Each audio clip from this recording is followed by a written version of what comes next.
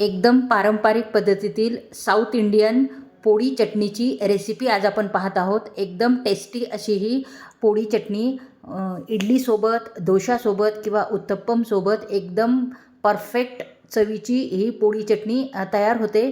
तर आज आपण या पोळी चटणीची रेसिपी पाहत आहोत। खूप टेस्टी अशी ही चटणी लागते। तर चला मग आपण रेसिपीकडे वळूयात। तर त्यासाठी आपण 1/4 कप सर्व डाळी आपण मेजरमेंटनेच घेणार आहोत आणि खोबरे पण 1/4च घेणार आहोत। तर येथे आपण उडदाची डाळ, खिसलेले खोबरे, हरभऱ्याची डाळ, 2 चमचे धने, 1 चमचा जिरे आणि थोडी चिंच आपल्याला इथे घ्यायची आहे आणि कढीपत्ता आणि 4 ते 5 आपल्याला तिखट मिरच्या घ्यायच्या आहेत आणि थोडं हिंग आपल्याला लागणार आहेत। तर चला मग आपण पुढची प्रोसिजर करून घेऊयात। तर त्यासाठी गॅसवरती पॅन ठेवले आणि 1/4 कप आपण इथे उडदाची डाळ घेतलेली आहे आणि ती आपल्याला छान खरपूस अशी भाजून घ्यायची आहे। त्यामुळे चटणीला ही खरपूस अशी चटणी आपली चविष्ट लागते। तर पाहू शकता डाळ ही अशीच खरपूस आपल्याला भाजून घ्यायची आहे। डाळ ही छानपैकी भाजली गेलेली आहे। आता आपण ही डाळ काढून घेऊयात एका प्लेटमध्ये। पाहू शकता किती खरपूस अशी भाजलेली आहे। आणि त्यानंतर 1/4 कप आपण हरभऱ्याची डाळ घेणार आहोत। तर ही पण डाळ आपल्याला खरपूस अशी भाजून घ्यायची आहे। मीडियम टू लो गॅस करूनच आपल्याला या सर्व डाळी छान खरपूस भाजायच्या आहेत।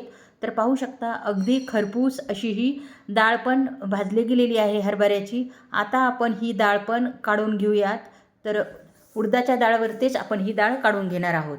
तर त्यानंतर आपण खिसलेले खोबरे घेतलेले आहे, हेही 1/4 कप घेतलेले आहे आणि छानपैकी खरपूस आपण हे खोबरे पण छानपैकी भाजून घेणार आहोत। तर पाहू शकता अगदी 2 ते 3 मिनिटातच छानपैकी खरपूस हे खोबरे भाजले गेलेले आहेत आणि हे खोबरे आपण वेगळे काढून घेणार आहोत। कारण डाळी वेगळ्या बारीक करायच्या आहेत आणि खोबरे आणि बाकीचे इन्ग्रेडियंट्स वेगळे आपण बारीक करणार आहोत, म्हणजे छानपैकी बारीक होते।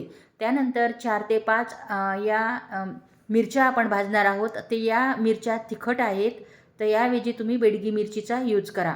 आणि त्यानंतर आपण कढीपत्ता पण छानपैकी खरपूस भाजून घेणार आहोत, म्हणजे तो चांगला कडकडीत असा होतो। आणि खोबऱ्यावरती आपण कढीपत्ता आणि मिरच्या काढून घेणार आहोत। तर छानपैकी हे सर्व भाजले गेलेले आहेत। आणि त्यानंतर आपण हे चिंच थोडी ओली असते, त्यामुळे तीही छानपैकी आपल्याला प्रथम भाजून घ्यायची आहे। तर ती भाजली आहे, एका साईडला मी ती ठेवली आहे। आणि त्यानंतर 2 चमचे आपल्याला इथे धणे भाजायचे आहेत, 1 चमचा जिरे पण आपल्याला भाजून घ्यायचे आहेत। छानपैकी खरपूस भाजायचे आहे, म्हणजे चटणी पण आपली छानपैकी खरपूस अशी चवीला लागते। एकदम परफेक्ट खूप सुंदर चवीची ही चटणी तयार होते।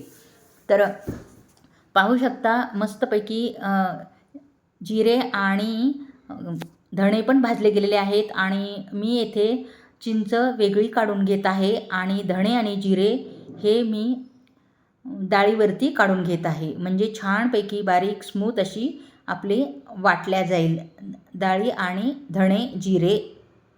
तर पाहू शकता हे वेगवेगळे ठेवलेले आहे आणि आपल्याला हे सर्व थंड झाल्यानंतर छानपैकी मिक्सरमध्ये आपण बारीक करून घेणार आहोत। आणि येथे मी बेडगी मिरची ची पूड 1 चमचा टाकलेली आहे आणि चवीनुसार येथे आपल्याला मीठ घ्यायचे आहे। आणि त्यानंतर 1/4 चमचा आपल्याला हिंग चा यूज करायचा आहे। तर डाळी छानपैकी थंड झालेल्या आहेत आणि आपण मिक्सर जारमध्ये हे मस्तपैकी याची एकदम बारीक अशी स्मूथ पूड तयार करून घेणार आहोत। आणि हे बाकीचे इन्ग्रेडियंट्स आपण नंतर बारीक करून घेणार आहोत, म्हणजे छानपैकी बारीक होईल।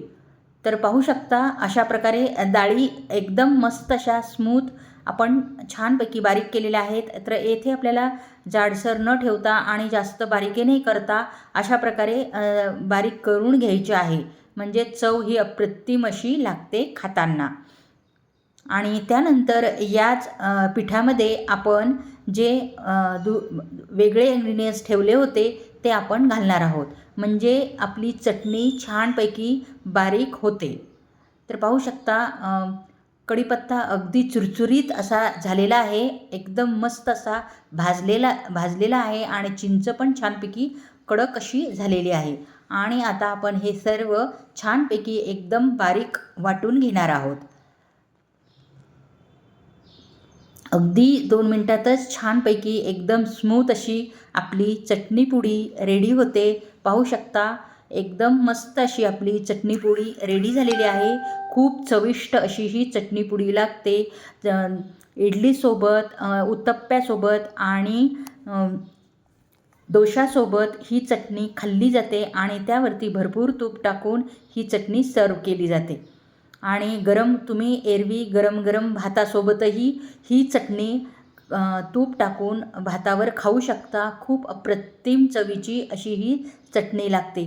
खूप मस्त रेसिपी आहे आणि खूप टेस्टी अशी ही जुनी पारंपरिक साऊथ इंडियन रेसिपी आहे. नक्की तुम्ही हे ट्राय करून बघा. खूप अप्रतिम चवीची ही चटणी तयार होते. तर ही चटणी आपण डोसे, इडली आणि उत्तप्प्यासोबत एकदम भन्नाट चवीची अशी लागते. तर चला मग मी आज तुम्हाला एक उत्तप्पा करून दाखवत आहे आणि त्यावरती चटणी आपण सर्व करणार आहोत. तर पाहू शकता नेहमीप्रमाणे बॅटर मी तयार करून घेतले होते आणि डोशाच्या तव्यावरती उत्तप्पे मी करत आहे. पाहू शकता अशा प्रकारे उत्तप्पे थोडे जाडसर असतात, त्याप्रमाणे मी हे जाडसर थोडे केले होते आणि बारीक चिरलेला कांदा यावरती आपल्याला घालायचा आहे. आणि येथे आपण कोथिंबीर पण घालणार आहोत. तर तुम्हाला आवडत असतील तर येथे तुम्ही हिरव्या मिरच्याचे तुकडे पण घालू शकता किंवा टोमॅटो पण घालू शकता.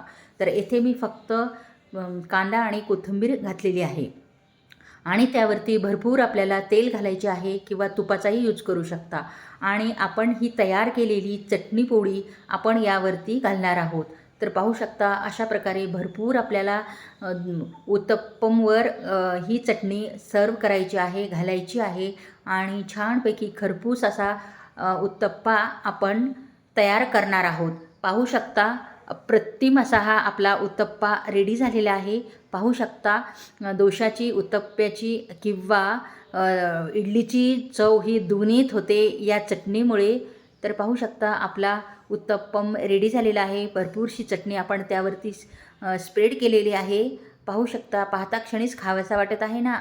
तर एकदम चविष्ट अशी ही रेसिपी होते आणि त्यासोबत आपण तूप घालून ही चटणी सर्व करू शकतो. भरपूर चटणी आणि येथे मी खोबऱ्याची चटणी पण यूज केलेली आहे. पाहू शकता अप्रतिम असा हा आपला डोसा उत्तप्पम रेडी झालेला आहे. पाहू शकता अप्रतिम अशी ही रेसिपी आहे. चटणीपुडीची एकदम पारंपरिक रेसिपी आहे. तुम्हाला जर ही रेसिपी आवडली असेल तर चॅनलला लाईक आणि सबस्क्राईब करायला विसरू नका.